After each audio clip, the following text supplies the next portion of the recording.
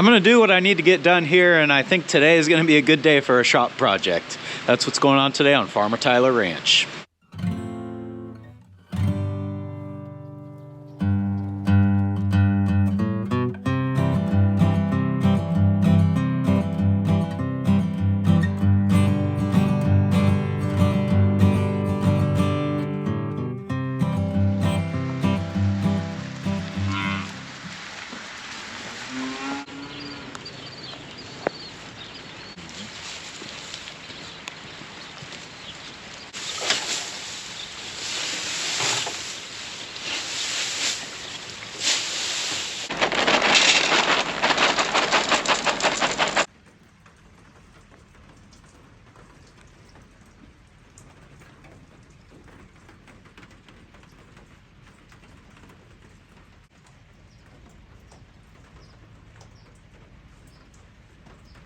Fast forward a couple of hours, I've been to town and back already, and I grabbed a few things because today while it's raining, I want to make a few shop improvements. First thing is this air hose reel. My plan is to mount that on the ceiling somewhere so that when I'm plasma cutting, I'm not having to drape air hose across the shop floor. I'm trying to get away from doing that so much, even though it's, you know, it's kind of in my blood. So I'd like to get that up there. I got a new light. I don't know if you guys can tell.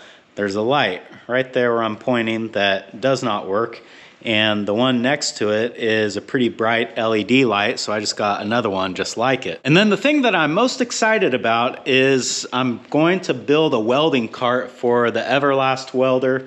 I want a place to set the welder and a place to safely secure the bottle, and then it would be nice to have storage for all the TIG welding parts and then MIG welding parts as well. Right now, I've got all my welding stuff in the bottom drawer of this box, and my plan is to get everything out of that drawer and into this new box. I think that'll be nice. That'll keep all of the welding stuff together and organized, and then I can put some different sort of things in the big box here. So that's the plan today. We're gonna get after it.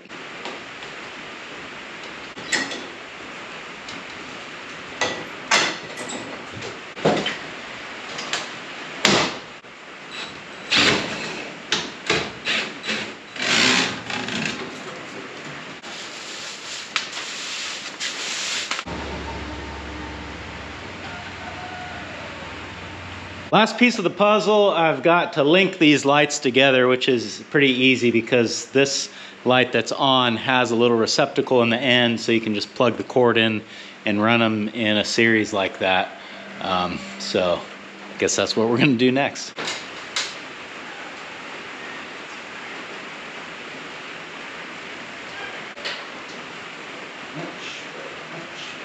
Well, that is looking a lot better over here. I don't think this side of the shop has ever been this bright, which is really cool. And I'm thinking probably within the next year, I'll just go ahead and swap out the rest of these, maybe put an extra bank of lights, because I've always felt that the lighting in this shop is not that great. I mean, for working, that's one thing you can get by, because you can always get a little drop light or like a little flashlight like this, but you know, for filming, it's nice to have better light. Lights are good. Next thing I want to do is get this air hose reel up, and I'm thinking to hang it from the ceiling, kind of in a central location here so that I can easily get air anywhere inside the shop, but then we're also kind of near the door here so I can get air outside if I want it out there as well. First thing that I need to do is change the way the hose comes off of the reel, because if I just hang it up there like it is now, then I'll be pulling straight down on that hose and kind of kinking it on the guide. So we don't want to do that. We want to make this better. Looks like if we just remove these 4 bolts that the whole thing will turn. So hopefully that is the case.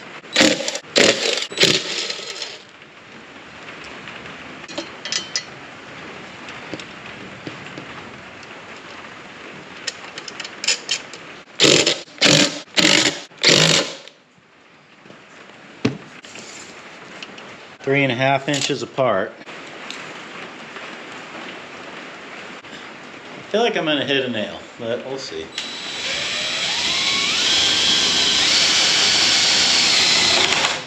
I think I just hit a nail.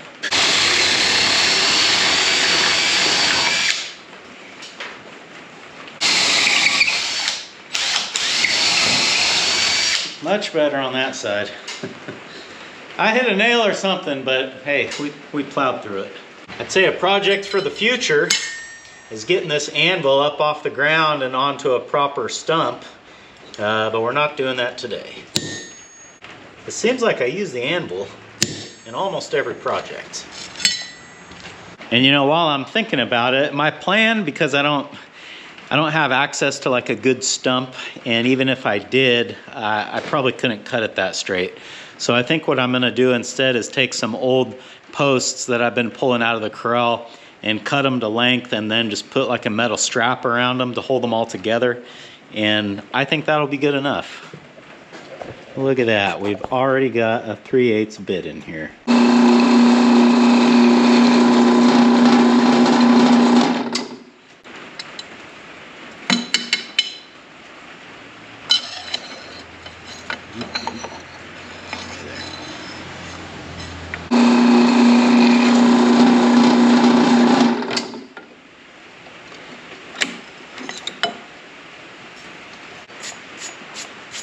Now, if you're wondering what this piece is for, just think of it like a washer on steroids. Because we're putting bolts through wood, you know, wood is obviously a lot softer than metal. And if I didn't have a huge plate to run the bolts through, then, you know, they would just kind of like dive into the wood, and we don't want them to do that. So this is just a little scrap piece that I had sitting around, and I thought it looked perfect.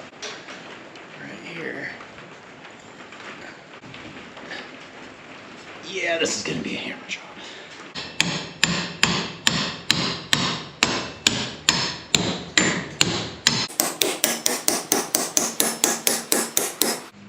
Oh. All right, well, I got plenty of junk in my eyes now, but it's through.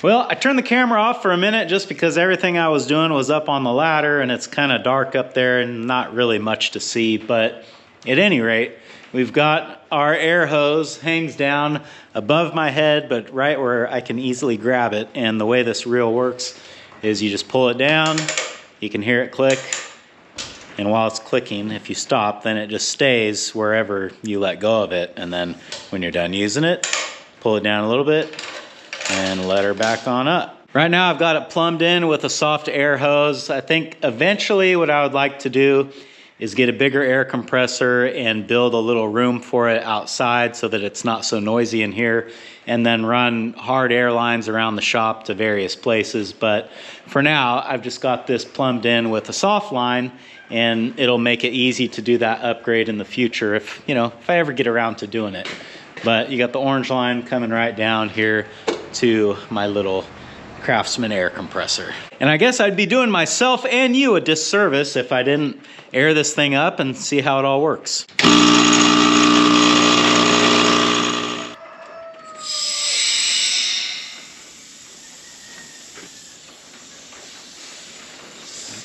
Got a leak there. This one's pretty bad. I'm betting the microphone's even picking that up. Part of that, the gun is leaking for some reason.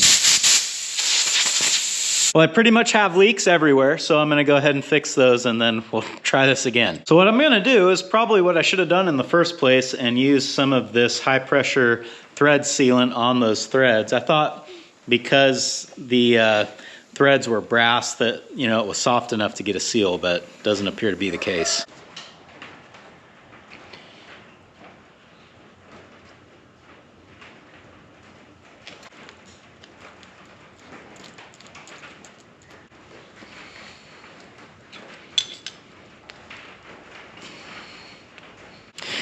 It's the next day now, and as you can see, the weather has greatly improved.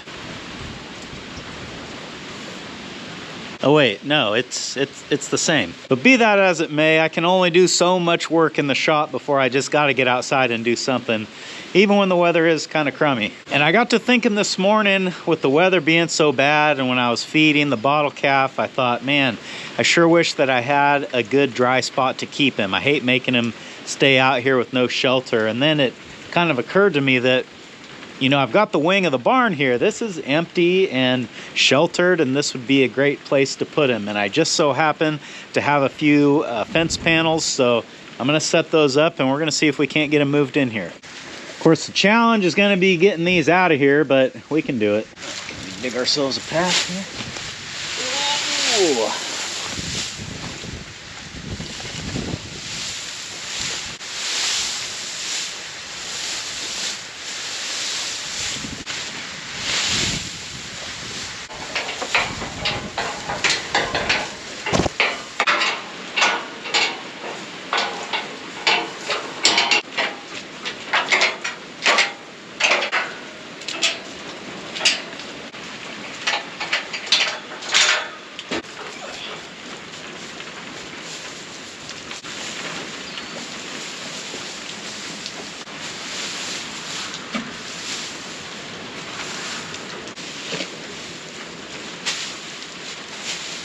Down here at the end of the wing, we've got all this junk hay. What this is from is the rodents just kind of tearing the bales apart. So I don't imagine this has much feed value to it. It might have some. And the calf will be free to eat this if he wants, but more than likely, I imagine this will be more like bedding for him, and that's fine too.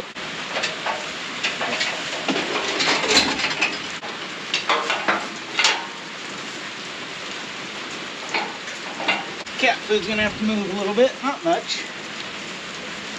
I'm sure they'll still be able to find it, and so will you, huh? These panels are pretty hammered, they're bent, they're missing feet, the chains are ripped off of them in some spots, so I mean, I'll have to cobble this together with hay twine to some degree at least. But for that little guy, I'm not too worried about it. It's not gonna take much to hold him, I don't think. You know, he's not very big, he's not very strong, and I think he'll be pretty happy to just stay right here.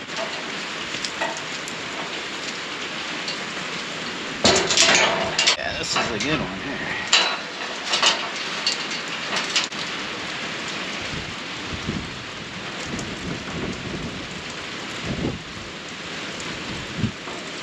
So this is more or less the pen. I just got to figure out how to get him in here now. He's like kind of tame, but not that tame. I don't think I could just lead him in with a bucket of grain, which is what would be easiest, but I don't know, we'll see what happens. So my plan is to just open the orange gate out enough to give him a little pathway. He just has to go around the barn, and then I got it open right here for him. So I'm gonna see if I've got one more panel that'll kind of direct him in here, and I don't know, I think it'll work. If he gets loose, I don't think he'll be hard to catch anyway. Got this old gate here, it's pretty beat up. I've got a half a gate there. It's not really long enough. You know, I think we're just gonna try it. I think my biggest obstacle is I need to get Callie out of the way because she might scare him. Get up. Good girl. Sit. Sit. Callie, sit. Good girl. You're not in trouble. You just gotta stay there, okay? I don't want you spooking the little man. Stay. I don't know. You stay. We'll see.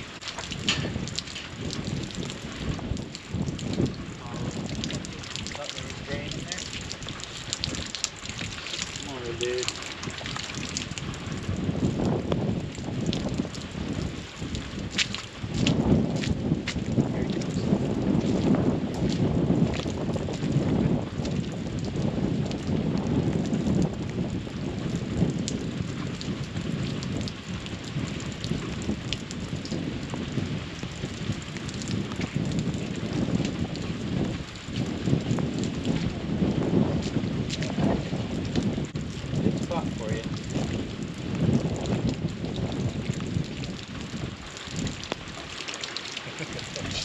I don't know about this. What do you think? You gonna do it?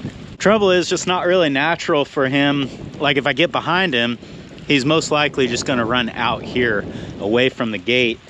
You know, to get him to just make a sharp turn right into the barn, that's the tricky part. But he is just kind of working on this grass, kind of moving the right way. So maybe this is just a patience thing. And we got time, so we'll see what happens.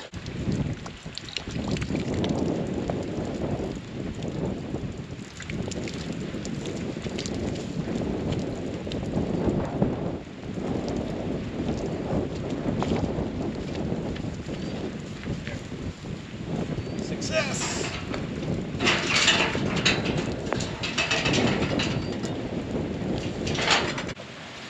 What a good girl. What a good girl. Okay, you want down?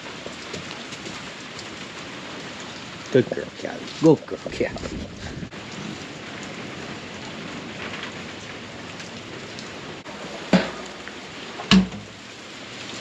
A bit more water than he really needs, but that's all right. We got his alfalfa. We got his grain bucket, which is empty because I already gave him some this morning and I don't want to overdo it. I've got a Redmond block covered in alfalfa leaves and nice fresh water. Yet, despite having all those things, the calf really seems to favor all the junk hay that was sitting in the barn. So, whatever, I guess he knows what he wants. The corner here ought to be a really good spot for him. Tomorrow we're supposed to get like 30-mile-an-hour sustained winds with gusts that are higher than that. And this wall will block him from all of that. So, he'll stay dry, he'll stay out of the wind. And yeah, should be better off.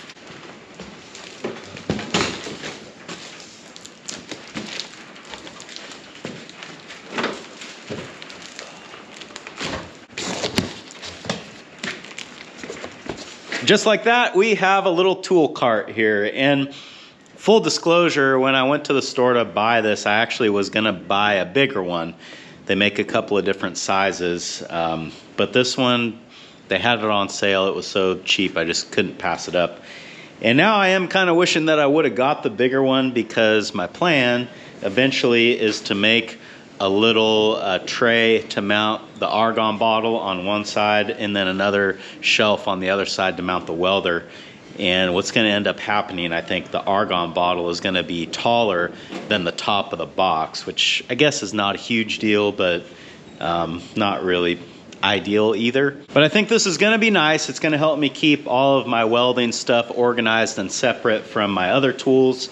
You can see I've already started putting some stuff in here. I've got some aluminum TIG rod, TIG torch parts, tungstens, and you know, I could show you every drawer, but let's just say it's a bunch of welding stuff. And in typical fashion, I've made a last minute design change. Originally, I was gonna make all like the bottle holder and the welder shelf out of this 10 gauge steel, but I just got to thinking about how heavy that would eventually end up being.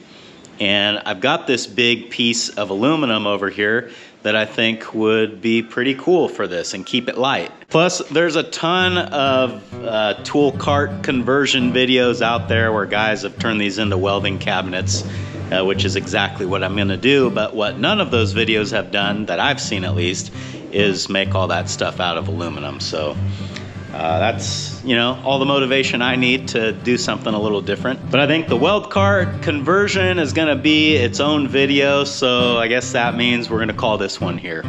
Thanks for hanging out with me today, guys, and I hope I'll see you again on Farmer Tyler Ranch.